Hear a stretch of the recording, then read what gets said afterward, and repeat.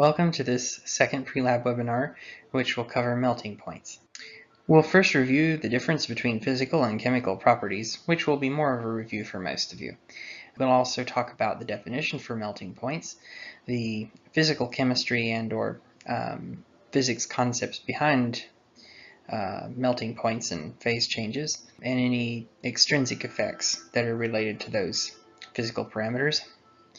We'll then talk about what we mean when we say melting point depression. We'll talk about some practical tips for doing experiments related to melting points. We'll discuss the general method you'll use in pretty much any measurement of melting point throughout this entire semester that will be independent of the apparatus being used. And then I'll have some reminders that I'll take out of all of that will be helpful to you to keep in mind. Physical properties would include things like your melting point, boiling point, color, molar mass, refractive index, or polarity. These things don't depend on the ability of the chemical to react, but rather how energy interacts with them, so to speak, or how you observe different changes in them with energy supplied to them or reflected back from them. So it's more of a measuring type of property, whereas a chemical property has more to do with the potential it has to undergo some kind of a reaction in a given system. Toxicity is generally related to the chemical property, reactivity to the chemical property, flammability not as much always chemical property, but mostly chemical property. Flammability, you have to remember, has a lot of different things going for it. So, when we looked at lab safety, you probably took notice that there's a pretty direct trend between increased vapor pressure and then having a lower flash point. And flash point is important for flammability with open flames or spark gaps or whatever you're using to initiate a flame reaction when it's a controlled situation.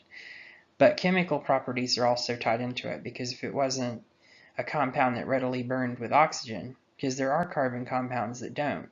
Generally, if it doesn't have carbon, hydrogen, oxygen in it, and if it has like a haloform, like dichloromethane, for instance, and chloroform, those are things that don't burn as easily with open flames. They're not, the reactivity for them with oxygen is just not quite the same as it would be for other substances. So that's one example of that. And then another example on the flip end would be, some of the phosphorus compounds that they work with in inorganic chemistry labs are pyrophoric, meaning that they tend to interact with oxygen and become highly flammable, almost to the point of spontaneity, just from being exposed to air and being able to cause fires just from that exposure. So that has more to do with their chemical property than it does a physical property, because obviously their vapor pressure and their flash point are not as high as some of the organic compounds that exhibit the same property. So it is a twofold ordeal, but I would say when it comes to flammability, the biggest indicator of whether or not something would be flammable is its chemical property.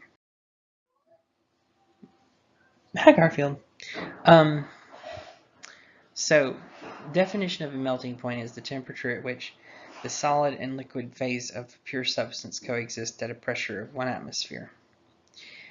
And in my quizzes and things, if I ever ask you pressures, generally speaking, I use torricellis a lot, more so than I do atmospheres. So I want you to be familiar with both units and be able to convert them. These are pretty standard units in most places now. Another unit that is also pretty standard is the Pascal, but Pascals are a more pure SI unit of pressure, and they haven't quite caught on everywhere, as you'll find out when you go places. Like in scuba diving, they use atmospheres and bars. A bar is a little bit less than an atmosphere. It's not much less, but it is a little bit less. And then torricellis and millimeters of mercury are the same. And there are 760 torricellis in 1 atmosphere. So I think, the story behind that is this is a newer unit than this is. Used to, they just measured it like this, but the reason that they use this unit actually is a little bit of science history. This unit, torr, is actually named after Torricelli, who was the Italian that measured barometric pressure using a mercury column. So the whole concept of millimeter mercury comes from the experiments he did back in the Renaissance, where he inverted a column in mercury and observed pressure changes in the weather and measured the changing height in the column of mercury inside the glass tube. So they came up with this unit, the millimeter of mercury, as a way to measure pressure. And it works well, and especially in healthcare, where you have like a blood pressure cuff, and they still actually have what's called a manometer, and some of them have a column of mercury.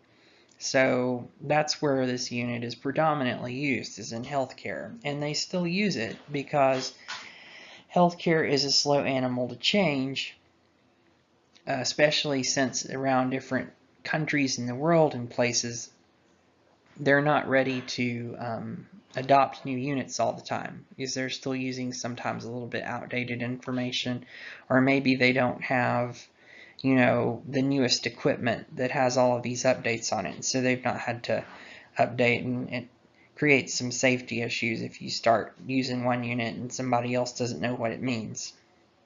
So in modern labs now in America, you'll probably see this being used, because I know for a fact the HPLC columns that they use in biochemistry labs, things like that, often use the Torricelli as the unit now.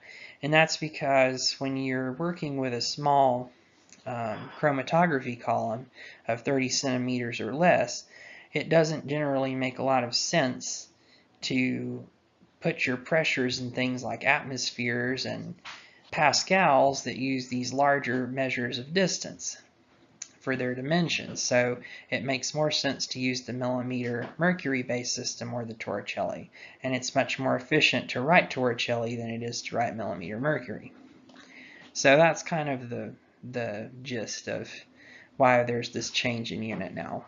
As far as what we want to take away from all of this definition is that when you measure a melting point of a substance, you're hoping that that melting point will be in a range that's recorded in the literature, and that it's going to be a pretty narrow range between the starting point and the ending point. And we'll talk about why it's recorded as a range and why I'm saying there's a starting point and an ending point instead of just one single temperature in a moment. But the basic place of where we're going is that if there's another substance mixed with another substance and they're both solids, the melting point that you expect to read for one substance will be lower because it's got an impurity in it. And there's a reason that that happens. And it's got a lot to do with physical chemistry stuff that most of you are not ready to handle yet, just because of background. And others probably can handle it, but they may not have had the full course yet to really delve into it or have done some experiments to see it. So we'll kind of water down our explanation a little bit and make it more kind of general chemistry based, and it'll make a little bit more sense that way. But it's still, for some of you, it will be hard to wrap your head around that part of it. And that's okay, because there's really only one thing you need to take away, and that is when you measure these things, you want them to line up a certain way. And we're going to talk about why that is. So again, depressed melting point is something that becomes important for us. And it's important because it's a way to measure purity, especially of solid compounds. And we'll make a lot of solid compounds in your experiments. So we'll use this for the rest of the semester and the year. And you have to know this technique in order to pretty much write any report you'll be doing from here on out, and in order to determine your purity, because we don't readily do spectroscopy on everything. As far as whether or not you could use it on every compound, obviously if the compound's a liquid, which some of ours are, then it won't work. So you have to use something different for that. We don't delve too much into all of the different chromatography methods, but what we will let you learn how to do is some gas chromatography. And sometimes gas chromatography alone is not what you most commonly see. Sometimes they hook a mass spectrometer up to it as well. And so there's some mass spectroscopy that's going to go on with the measurement of retention times and things that you normally get with chromatography columns. But we won't delve into any of that right now. We're going to save that for a few lectures onward. So one of the things that I'd mentioned before is we'd talk about how extrinsic factors can affect melting point. And for those of you who are chemical engineers, a lot of you will have had classes where they teach you that variations in anything that we normally hold constant in like an ideal gas situation, like volume, pressure, temperature, the amount of a substance, all those different things, changing that will often change other parameters as well, because you can't hold every single thing constant in the system all the time. And naturally, you have to account for those things if you want a certain degree of, it depends on how many significant figures you want to carry out your particular calculations to. But for the purpose of taking a melting point in a standard organic chemistry lab, the biggest factor is the temperature and the mass, and not so much the pressure. Now, obviously, when we start talking about distillation and other things like that, or if you're talking about sublimation or some special phase change like that that goes to gases, like liquids and gases or solids and gases and back and forth, pressure matters a lot. But for liquid-solid phase junctions, the pressure will not cause that much of a change. And you can see from this line here, although it is got a slope to it, and it's a pretty steep slope at that, it's not a broad slope like this one. And when we're talking about the variableness of change, a big broad slope like this is going to make a bigger impact if we're talking about changes in our pressure in this system versus the temperature. Whereas this solid phase here, even if I'd have to go up a lot in pressure in order to see any kind of small change in my phase transition line. So for your purpose, because most of our pressures that we'll have will just kind of fluctuate normally with the weather, and we're not going to have, huge atmospheric pressure changes in the lab, that will rarely ever affect the measurement that you'll expect to get. And it's also more based on the temperature readings that you're going to take, which actually are going to end up being completely different from this, and it explains why. Well, we'll get to that, but there's a lot of the reason that this works the way it does is the apparatus you're using and how the apparatus is set up to measure it, and so it's more of a measurement limitation than it is actually the fact that it happens. You'll remember this from general chemistry, or at least you should.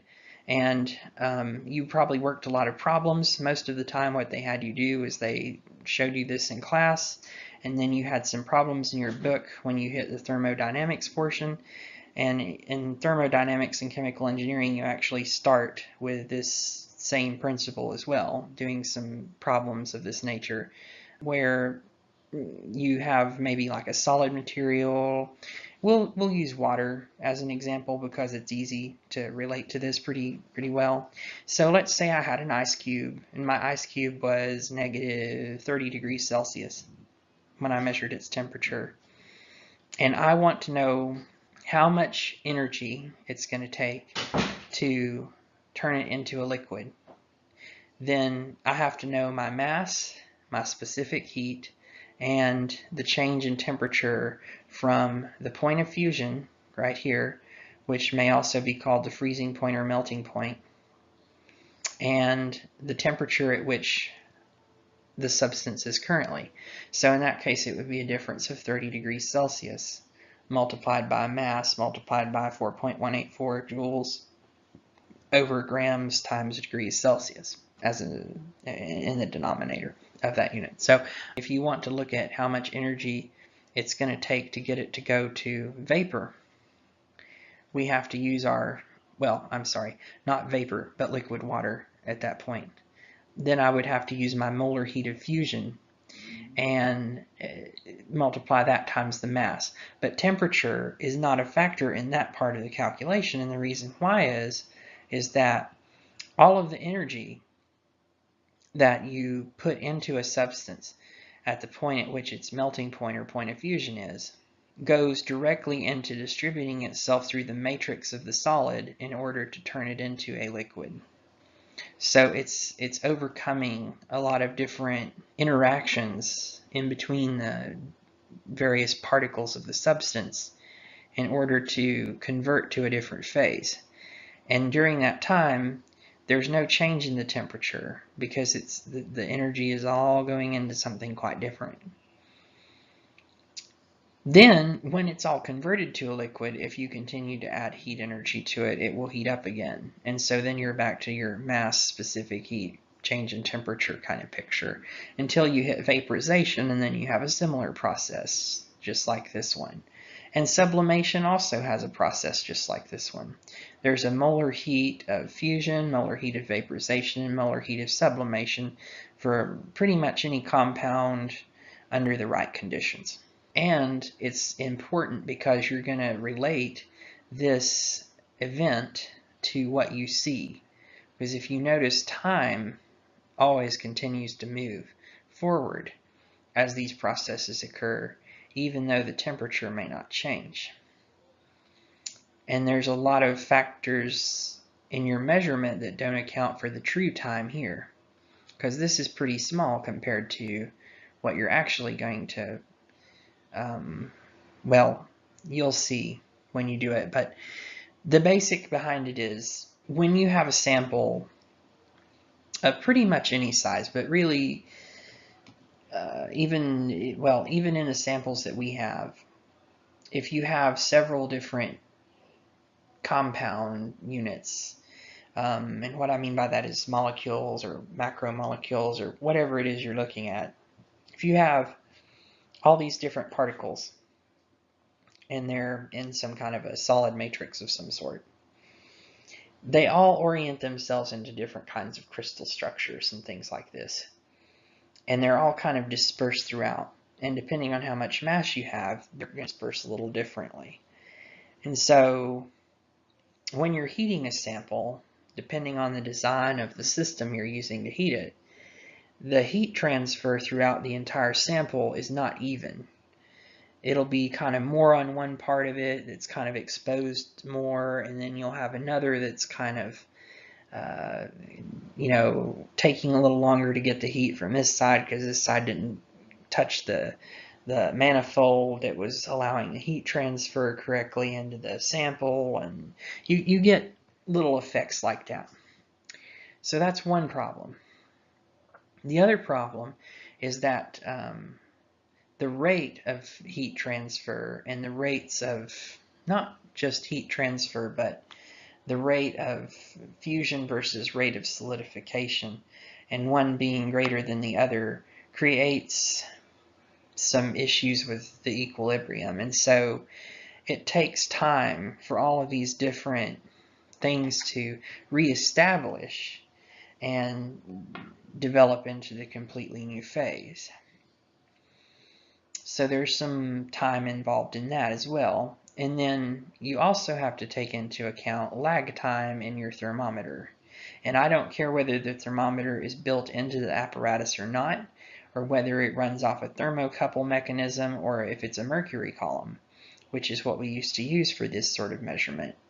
any of those are going to have some lag time between the actual temperature of the sample versus the temperature it records, or even the temperature it records versus the temperature of the oil bath. There's going to be differences. And this is important to remember, that the temperature you're actually taking in these apparatuses is the oil bath itself, especially in a Thiele tube, but also in things like the mel temps and the SRS Digimelts. Most of those devices use some sort of an oil-based medium that heats up and retains heat energy and transfers it into the manifold that contains the capillary tubules. And so the thermometer is going to read the increase in temperature of that manifold, or of the oil bath itself, as opposed to the temperature within the sample tube and of the substance itself. Because remember, if it was actually melting, we should expect to see no temperature change. But that's not really going to be true because of the way we measure it, and the only way we can measure it really well, we have to record it as a range. And the temperature is going to vary because before this completes, the oil bath is going to raise in temperature, because you have to remember the oil is not going through a phase change. It's already a liquid, and as you heat it, it's going to continue to increase. So the main reason you see a range is because of the apparatus. And that's kind of the main point of all this. But somewhere in between that is where this actually has its true fusion point.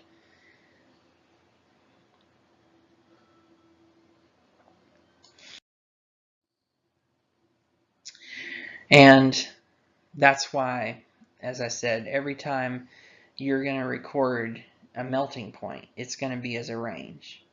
And it has to do with the apparatus. The first point, you always record that when you see the first sign of melting.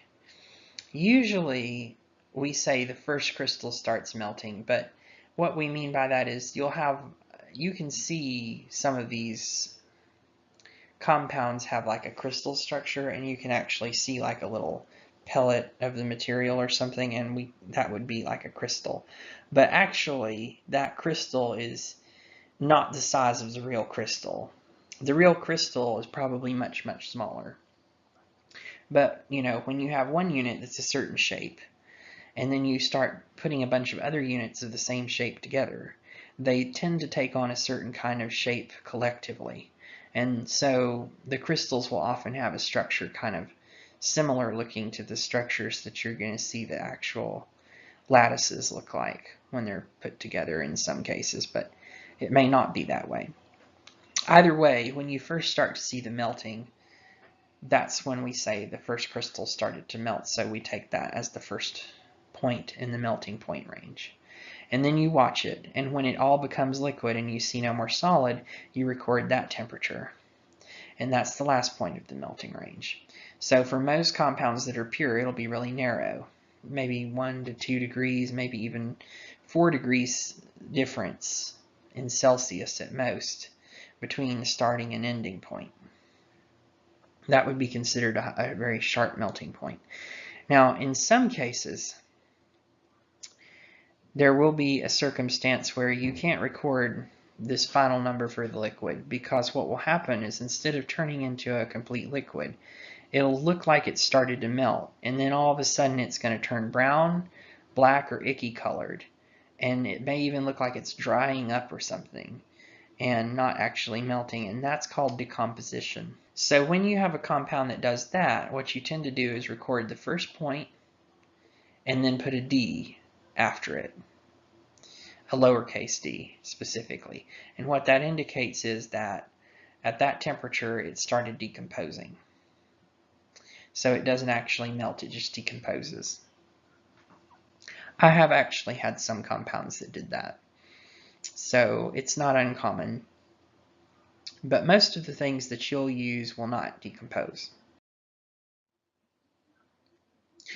And so this graph is really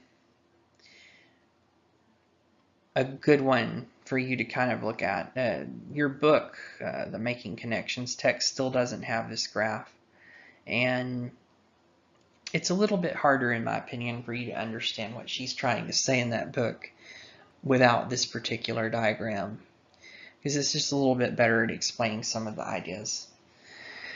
But in our one of our lab experiments, I don't know if it's the one we're doing this particular semester, but I know the one we did over the summer when I did this, you take the different points you collect and you plot them, and the students drew a graph that looked a lot like this one. And what that is where if you have two compounds that you know the normal melting points for, and you want to figure out what kind of a mixture of the compounds you have, you can make serial mixtures of two pure compounds and do melting point tubes for each of the samples and make a graph like this, and then measure your unknown, and you can kind of find where it fits on here in terms of the composition. And what this is starting point, ending point.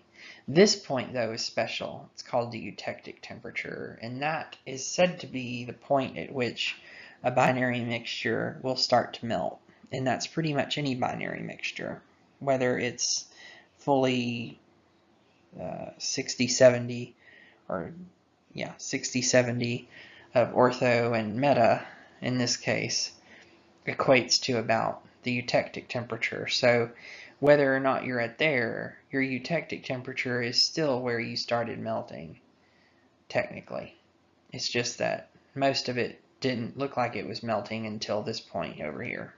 And that's kind of the idea behind eutectic temperature. For practical reasons, most of the time you won't make any kind of a chart like this and try to compare it to some kind of standard. It's only if you're trying to look at two compounds and see if you know what the mixture is, if you knew what they were.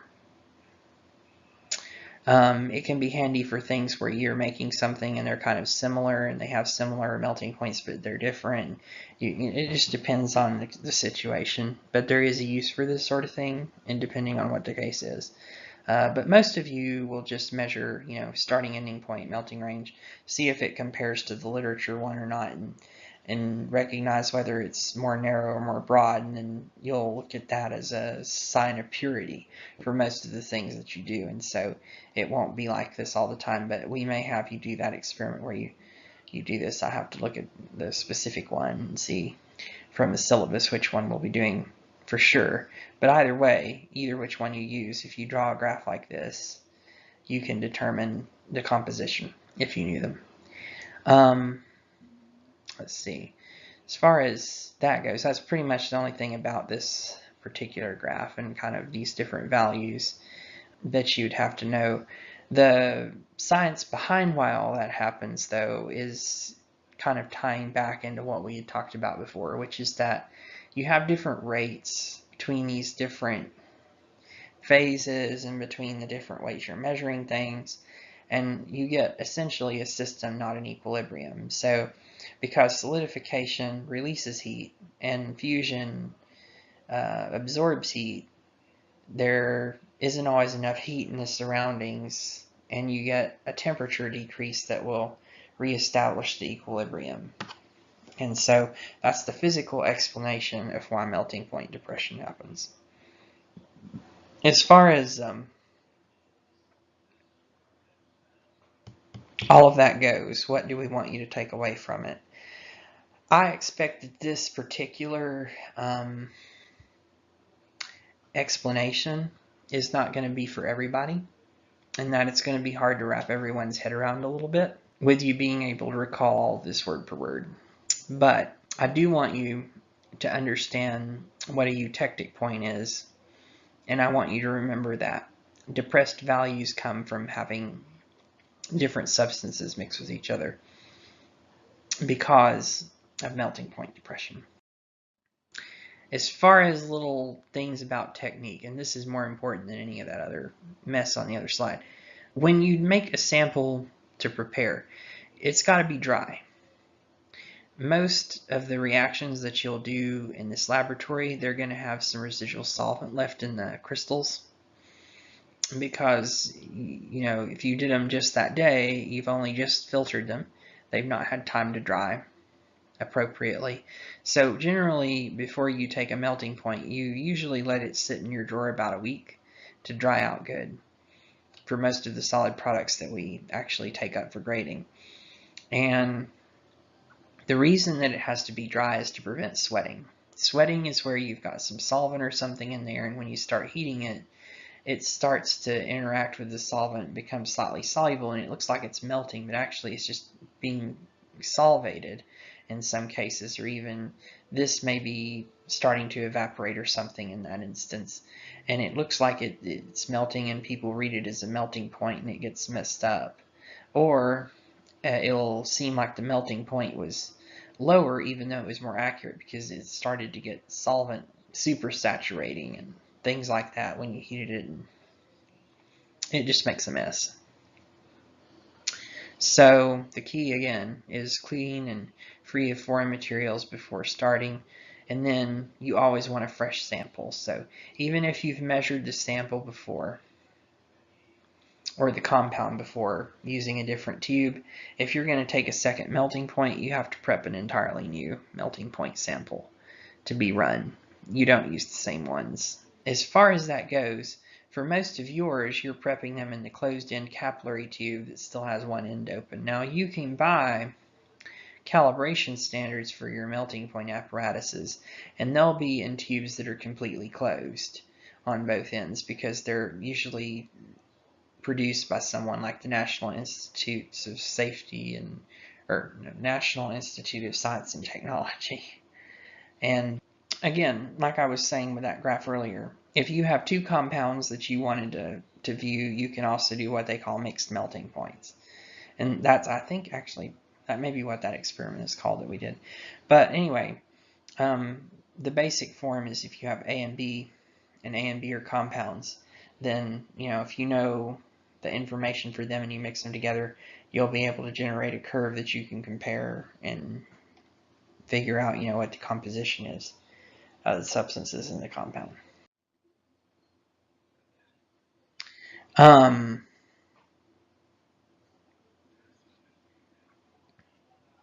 Regardless of what apparatus you use, you'll always follow the same kind of general method of doing these melting points. So you have,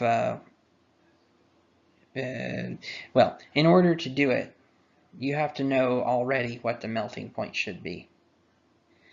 So what I always say is look at your literature value whenever you're getting ready to check a melting point. And whatever the starting melting point range for that value, for that substance is, you want to go back by about 10 to 15 degrees Celsius. So like if my substance melts at 120, then I want to go back to 105. And what I'm going to do is set up my apparatus, and I'm going to turn it in a way where my ramp rate, the rate at which I'm creating a rise in temperature per unit time, is about 10 degrees Celsius to 20 degrees Celsius per minute, until I reach that 105 degrees Celsius in that instance.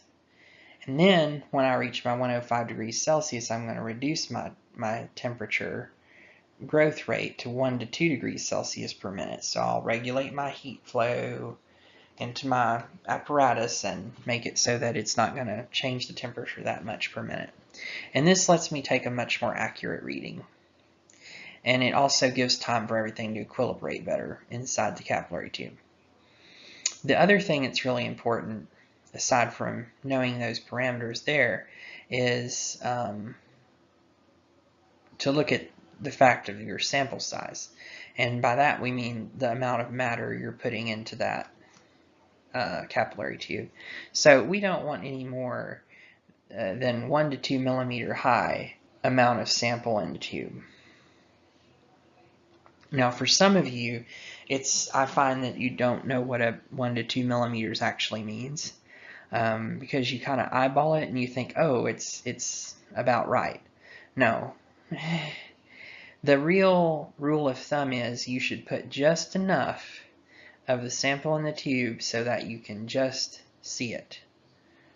Like as long as you can see sample in the tube, that's enough to take the melting point, because the more of the material you have, the more error there's going to be.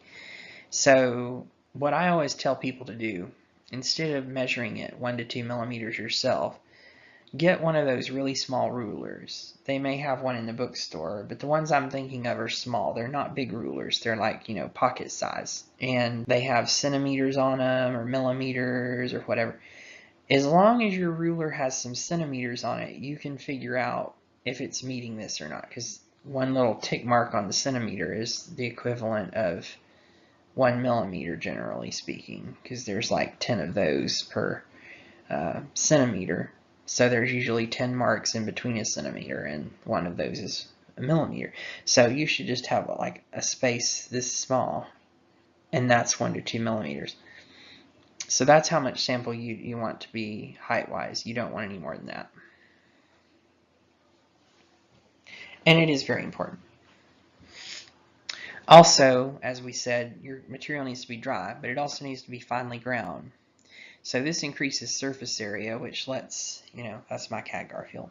One of my cats. I have two.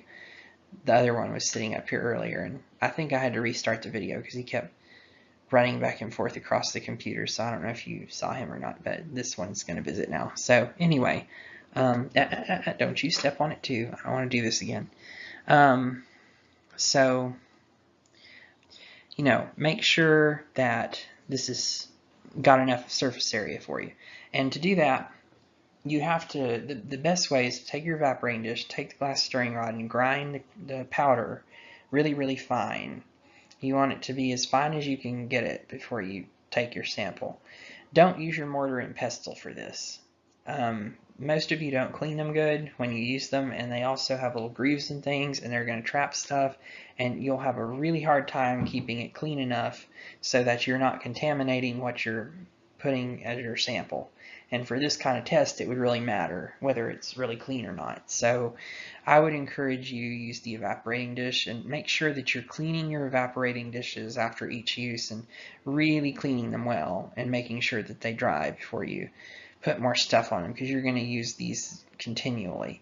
And you want to make sure your glass stirring rod you're using is clean too. So don't contaminate your solids that you're trying to take a melting point of. Once you do get the right amount of height of sample in the tube, you have to pack it to remove air bubbles. That can decrease the heat transfer of the material for excuse me, measurement in the apparatus. So for your Thiele tube experiment, we have some glass blowing tubes, which a lot of people just call them blow tubes, because that's what they are. You use those to pack the sample. So what you'll do, they're about probably a meter, I would say, in length, something like that. You take the little glass tube, you'll tilt it, set that end on the counter, and then the part that's closed, you point it down to the counter on that, and then you drop it through, and it'll bounce, and it'll pack the sample. And so you can do that, like 1 or 2 times, and it's generally enough to pack it good.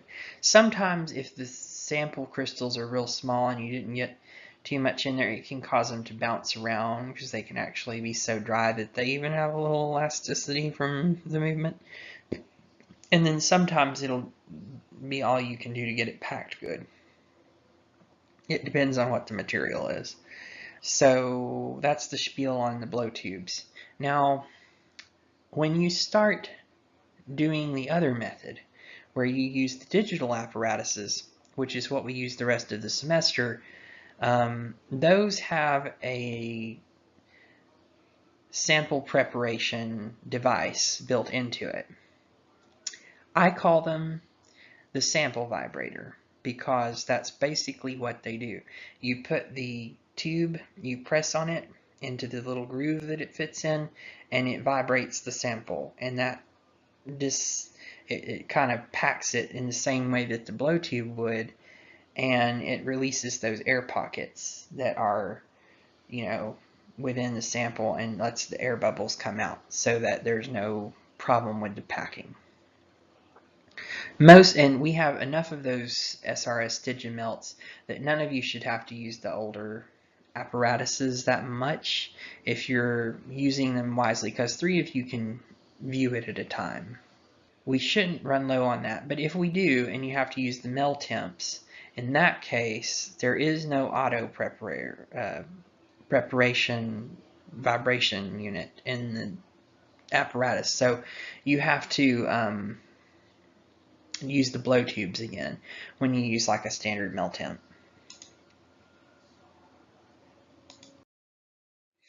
And that's what I'm talking about, is this mel temp here. This is the oldest kind of mel temp. It was probably like 60s, 70s. Then in the 90s, in Millennium, they had a little different model. One with more of a casing around this part here and a little bit better magnifier. And so those are the ones we mostly have. We have a few of these older ones too, but they all require you to put a thermometer in the unit, which we have some special thermometers you check out from the stockroom for those, because we updated the, well, everybody checks out the thermometers from the stockroom now, but the lollipop ones, and then we call them the healthcare thermometers because that's kind of what they look like, are for these. So well, what I meant to say is the healthcare thermometers are for these, and the lollipop thermometers are for this, and like distillation apparatuses and stuff. This is the Fisher-Johns apparatus, and it's different. It has a thermometer built into it. Again, it's usually like solvent-based or mercury-based kind of thing. And then you would put your sample in here, and you look at it underneath this right here. So you're actually like fitting it on there. And this is for stuff that's harder to use with one of these apparatuses. We rarely use this. It's a little bit of an older kind of method, but it works well for some things. It depends on what you're doing. Thiele tubes, on the other hand, are very old compared to any of this. This is like way long time ago that we had these. But they're pretty accurate, believe it or not. If you do it right, it's quite accurate. Now, the Thiele tube apparatus you're going to use does not have the magnifying glass. And there's a picture of that on the internet if you just Google Thiele tube. There's a 1945 era picture from the Journal of the American Chemical Society where they showed an image of what the apparatus looked like. And there's a little square frame here that clamps onto the clamp that holds this in place, and then the center of it is a circular magnifying lens, and you put that here and you can look at the melting more easily through this glass part. But you know, with the oil in there and everything, the refractive index makes it look a little bigger, so it's pretty easy to see. And even though we don't have those apparatuses on ours, most of you won't have any trouble with the Thiele tube experiment. As far as the design of your apparatus with the Thiele tube, it's important to remember to keep things flush with this lollipop one. So for most of you, you need to put your rubber band about here in the center. Don't put it way up top and don't put it way on the bottom, because what I see most often is people put them either on one end or the other, and their capillary tube gets kind of kinked and it's not staying flush with the thermometer like it should. So if you put it here in about the center where the center of gravity is for those things, it'll kind of make that a little bit more stable for you, and you'll have less problems. The other problem area that I see with these two is people will put the rubber bands on and not make sure that it's not under too much stress when it goes on there. So if it's like winding on itself and getting kinked, when you start heating the oil bath, it may pop. And when the rubber band pops, your sample's going to go into your oil bath, and it'll make a nasty mess in there. It'll just make it look icky, and you'll have to set it all up again. Maybe not the whole oil bath, but you'll at least have to prepare another sample and set up the thermometer again and start the heating over again. So you have to let it cool down if there's a problem, and then you have to reheat it, and it takes time. That's the key things, the key differences between the apparatuses. When it gets closer to time for us to use the digimelts, we'll talk more about those and how you can kind of streamline that process a little bit different when we do a first experiment with it. So just remember, you want to know kind of within 10 to 15 degrees Celsius of where your starting melting point range temperature is for any of the compounds you'll be taking melting points on at any point during the lab semester, term, even next term. Excuse me. You'll want to know that because in order to judge in order to judge where you need to start actually looking for this more accurate rate to begin to measure any possible depression, you want a little bit of a gap like that. But it's also important to know, especially when you're the one having to control the ramp rates. So for Thiele cubes, it matters too. You'll all probably enjoy the digimelts more because they automatically adjust their ramp rates for you to whatever you program. So if and we'll go over that when we use one of those, but essentially you program those with the numbers that you're looking for, and it automatically knows when to start doing this 1 to 2 degrees Celsius per minute ramp rate. And it will actually ramp up to 20 degrees Celsius per minute when it's initially heating it, and it preheats it for you and then kind of levels off and holds it at that temperature until you're ready to start recording. So it's much nicer. However, you're doing it the old-fashioned way the first time. Essentially, what you have to do is kind of get used to the way you're using the Bunsen burner to heat this apparatus. And it's going to be a little tricky at first, and you'll probably have to start over at least once because you have to get a feel for how quickly the temperature can rise. So you want to get the mixture of your gases just right, get your flame size just right, and also be good about moving it in and away from the spot on the apparatus it needs to be put on in order to give appropriate heat transfer to the system. So you'll have to play with this a little bit. It's not going to be extremely straightforward for most intents and purposes because it's not the best, most safest and accurate way to do a melting point. It's pretty inefficient, which is why we don't do this normally.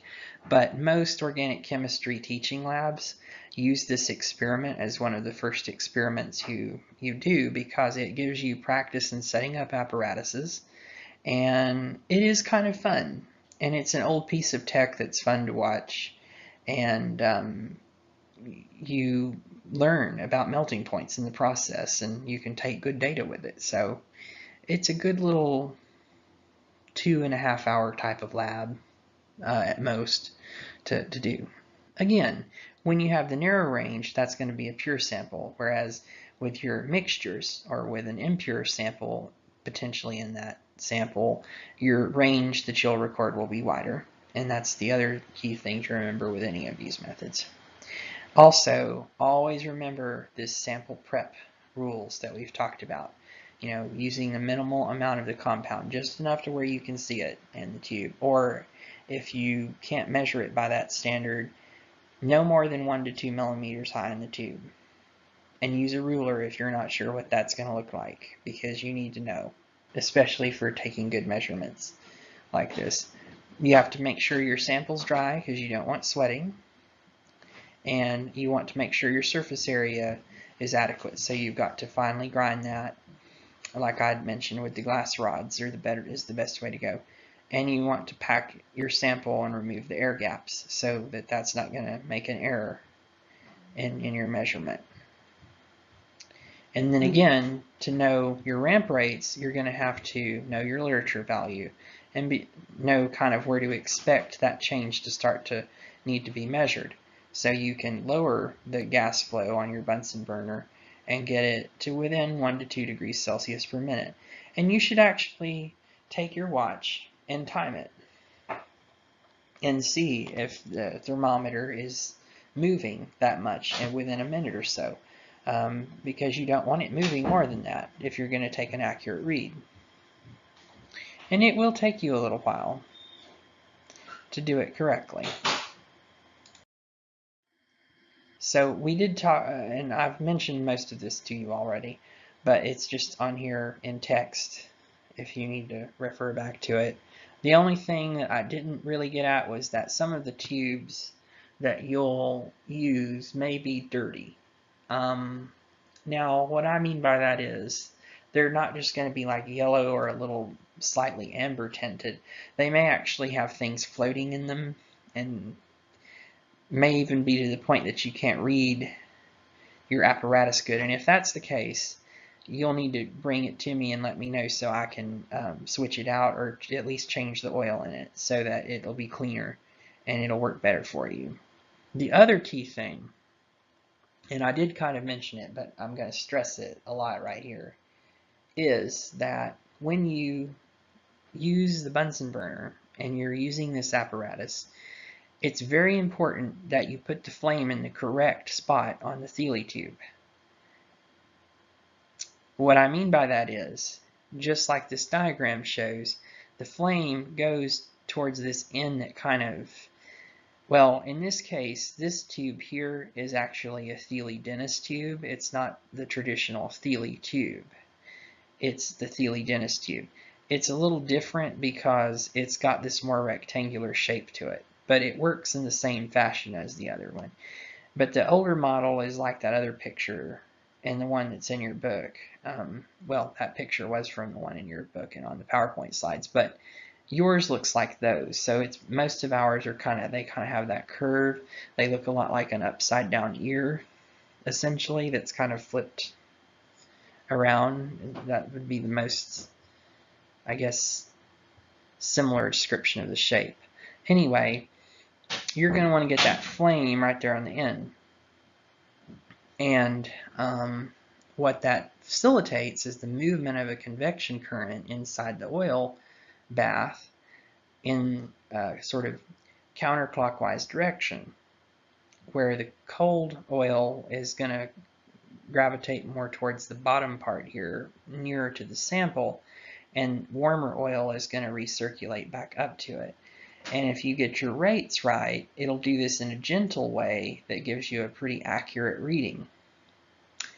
What I see in the lab happen a lot with this experiment is students don't listen very well to the fact that we said put the flame over here, and I've actually seen people put it right underneath the thing, like right there, and start heating it.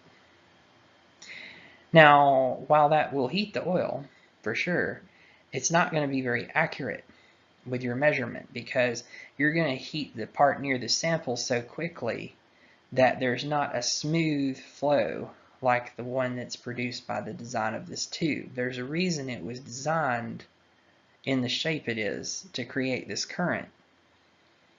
That helps with the accuracy and the temperature control in the apparatus. If you start heating here, it changes the whole way that this works. You have to heat it over here. So don't heat it there, heat it here. Very important. Let's see. The other thing, don't be too afraid to kind of move that flame in and out, because some of you are going to have trouble getting the regulation, depending on the burner and other factors. So it's just like with test tubes, you have to move them in and away. You know, you have to kind of, it's going to take you a little bit to get used to this apparatus, but once you do it like at least once, in most of the experiments that he's written for it, you do like one test trial, you know, to see how it's working good, and then there's some other measurements you'll take, and so you'll eventually get used to it, and you'll be pretty good at it by the end of the period. That's pretty much it. I mean, that's the basics of the Thiele tube. It's a pretty simple apparatus. There's just one piece or one or two pieces to it. It's pretty simple. The main piece, of course, is the oil bath, and then just, you know, having a thermometer to attach your tube to with that little rubber band, and you're good to go.